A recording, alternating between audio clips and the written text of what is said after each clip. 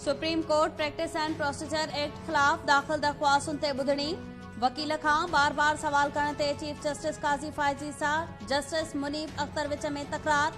Chief justice Munib Akhtar पारां बार बार सवाल करण ते चीफ जस्टिस वकील खे दलील जारी रखण जी हिदायत कंदे चयो आहे त पहिरीं दलील मुकमल करियो। जस्टिस मुनीब अख्तर दिमाग़ से न त सवाल करण खां छो पियो रोकियो वञे। चीफ जस्टिस जवाब ॾिनो त पहिरीं वकील खे दलील मुकमल करण ॾियो, बाद में सवाल कयो। वकील दलील मुकमल न कया त सदाई ही केस ही ॿुधंदा रहंदासीं। जस्टिस एजाज लहसन दिमाग़ से न त एक्ट सां सुप्रीम कोर्ट जी आज़ादीअ में मुदाख़लत कई वई आहे।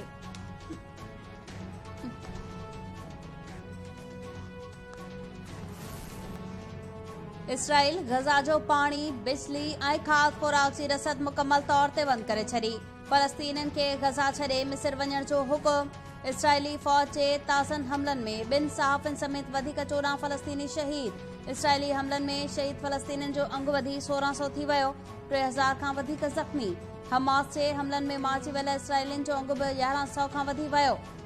गॾियल क़ौमुनि इसराइली हमलनि बाद 1.5 लख खां वधीक फ़लस्तीनियुनि जे बेघर थियण जी तस्दीक़ करे छॾी।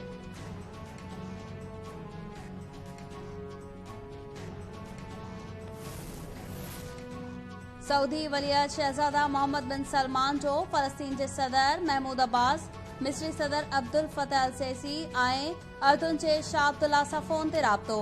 इसराइल फ़लस्तीन तकरार ते ॻाल्हियूं। मोहम्मद बिन सलमान चयो त जाइज़ हक़नि ऐं ॼॻहि अमुन लाइ फ़लस्तीनियुनि सां गॾु आहियूं।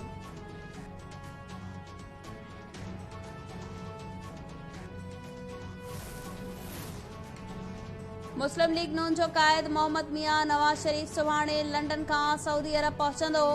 नवाज़ शरीफ़ जी वापसी ते गिरफ़्तारी जा इम्कान नाहिनि। नवाज़ लीग अॻवान इसहाक़ डार चयो त नवाज़ शरीफ़ 21 अक्टूबर ते पाकिस्तान पहुचंदो। प्रोटेक्टेड कस्टडी ऐं ट्रांज़िट ज़मानत वठंदासीं, को बि अहिड़ो क़दम न खणंदासीं जेको इंतकाम लॻे।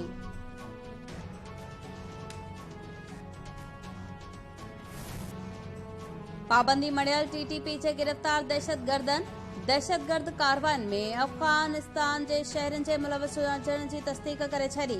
टीटीपी में शामिल अफ़गान दहशतगर्दनि जा एतिराफ़ी बयान साम्हूं अची विया।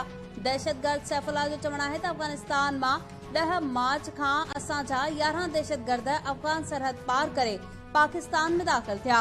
11 मां 6 अफ़गानी ऐं 5 पाकिस्तानी हुआ। नवीद, यासिर ऐं वकार वटि आपघात जैकेट्स हुयूं। 2 वटि हैंड ग्रेनेड्स हुया। दहशतगर्द शाह महमूद चयो त मौलवी महमूदुल्लाह जे चवण ते टीटीपी में शामिल थियो हुयसि। मुंहिंजो कमांडर मुफ्ती नूर वली आहे। पाकिस्तान में दहशतगर्द कार्रवाइनि लाइ आया हुआसीं।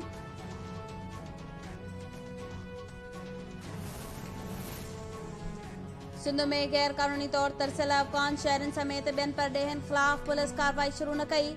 पंजाब, केपी ऐं बलोचिस्तान में पुलिस गैर कानूनी तौर तरसियल अफ़गान शहरनि ऐं ॿियनि परॾेहियुनि ख़िलाफ़ कार्रवायूं तेज़ करे छॾियूं। सिंध पुलिस अञा ताईं परॾेहियुनि ख़िलाफ़ को बि एक्शन न खंयो।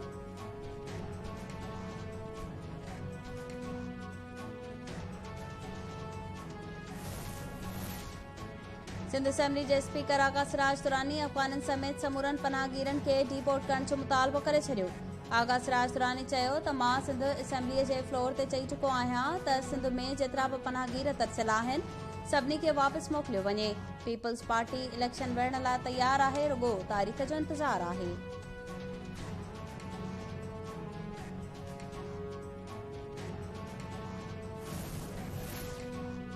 IMF पाकिस्तान के यूटिलिटी स्टोर समेत हुकूमती मिल्कियती इदारनि खे लीज़ ते ॾियण या विकिरो करण जी तजवीज़ ॾेई छॾी। IMF मूजिबि यूटिलिटी स्टोर्स खे ख़ानगी शोबे जे हवाले कयो वञे ऐं BISP बजट वधाई वञे। यूटिलिटी स्टोर्स खे ख़तमु कयो वञे या वरी ख़ानगी शोबे हवाले कयो वञे।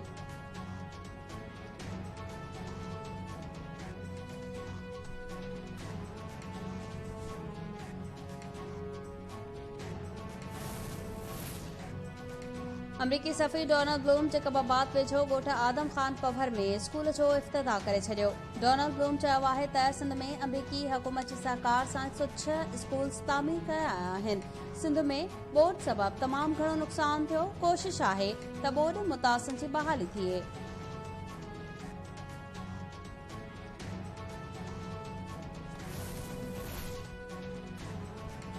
हर साल बजट में वाधा बावजूद सेहत खातो अवाम के सहूलतों फराम करने में नाकाम।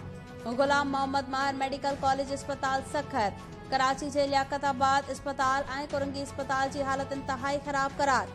निगरां वॾे वज़ीर जे हुकुम ते 3 अस्पतालुनि जी इंस्पेक्शन मुकम्मल। वॾे वज़ीर खे उमाणियल रिपोर्ट में डॉक्टर्स ऐं सहूलतुनि जी खोट जी निशानदेही थियल।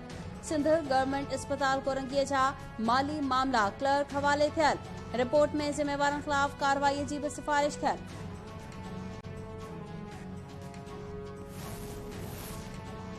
शहीद सहाफ़ी जान मोहम्मद महर जे कातलनि मां 6 जवाबदार गिरफ़्तार कया आहिनि। कचे में पाणी हुजण सबब ऑपरेशन में मुश्किलातूं पेश अची रहियूं आहिनि। ख़बर आहे त शेरू महर किथे लिखियल आहे।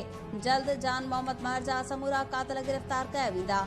सिंध जे निगरां घर वज़ीर ब्रिगेडियर हारिस नवाज़ चयो आहे त सिंध में अग़वा जूं वारदातूं घटिजी वयूं आहिनि। धाड़ेल पेश थी रहिया आहिनि। ॻोठनि जा ॻोठ गिरफ़्तारियूं ॾियण लाइ तयार आहिनि।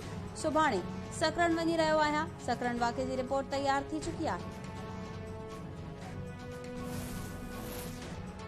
इस्लामाबाद जी एहतसाब अदालत नाणे वारे अॻूणे वज़ीर इसहाक़ डार जी आमदनी खां वधीक असासन ठाहिण वारे केस में दलील तलब करे वरिता।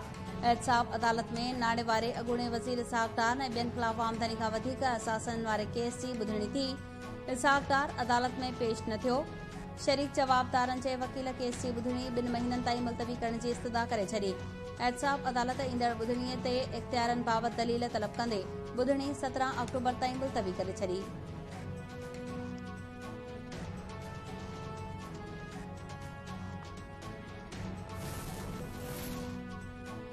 औकाफ खाते जो अॻूणो चीफ एडमिनिस्ट्रेटर अली गुल संचराणी वींदे वींदे बि पंहिंजा नवाज़ी करे वियो। सेवण में लाल बाग जे मुसाफ़िर खाने जी तामीर करण जी इजाज़त सां गॾु मुसाफ़िर खानो गुलनाज़ बुखारीअ खे ॾियण जी मंज़ूरी बि ॾिनी। अॻूणे चीफ एडमिनिस्ट्रेटर उहिदे तां हटजण वारे ऑर्डर खां पोइ आख़िरी हुकुम जारी कयो। अहिड़ो ऑर्डर जारी थियण बाद औकाफ खाते जे सेक्रेटरी मामले जो नोटिस वठंदे अली गुल संचराणी जो जारी कयल इजाज़तनामो रद्द करे छॾियो।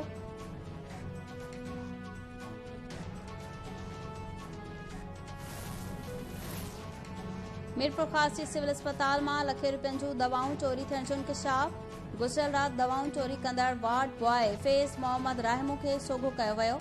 इंतज़ामिया जो चवणु आहे त वार्ड बॉय दवाऊं मरीज़नि खे ॾियण बदिरां चोरी कंदो हो। चोरी थियल दवाउनि जी मालियत 40 खां 50,000 रुपया आहे।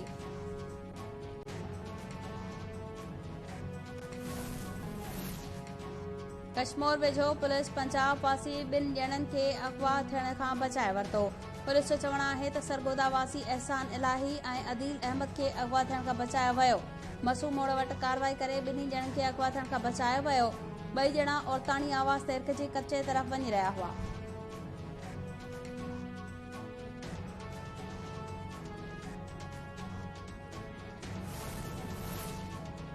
ICC क्रिकेट वर्ल्ड कप जी मैच में श्रीलंका जी पाकिस्तान खिलाफ बैटिंग जारी। ॿी मैच में इंग्लैंड जी बांग्लादेश खिलाफ पोज़ीशन मज़बूत।